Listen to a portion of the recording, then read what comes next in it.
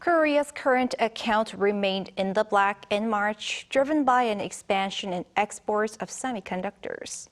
Our Hye-ryeon has the latest numbers.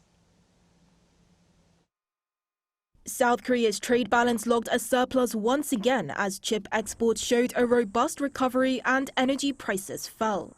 Preliminary data released by the Bank of Korea on Thursday show that the country's current account balance came to $6.93 billion in March. This is the 11th month in a row for the account to be in the black, following a surplus of just over $6.8 billion in February.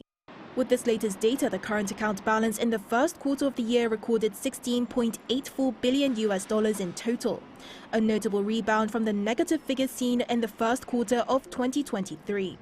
The goods account tracking imports and exports experienced a surplus for a year as semiconductor exports jumped by over 34% compared to the same month last year.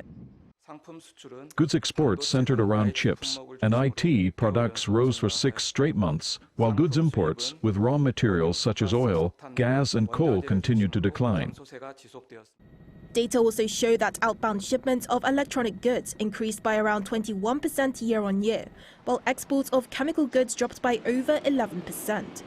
Another key reason the goods account maintained a surplus was lower import cost of raw materials due to falling energy prices. The value of gas imports, for one, fell by nearly 38% on year, and the value of coal imports dropped by more than 40%.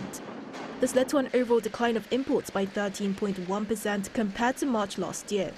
However, the services balance, which includes earnings and spending on overseas trips and transport, was in the red by $2.43 billion. The travel sector in particular recorded a deficit of $1.07 billion, but that's lower than the previous month's tally, which the BOK explained as more overseas travelers visiting the country. Meanwhile, the primary account balance responsible for monitoring foreign workers' wages and overseas dividend payments reported a surplus of $1.83 billion. Hye-ryeon, Arirang News.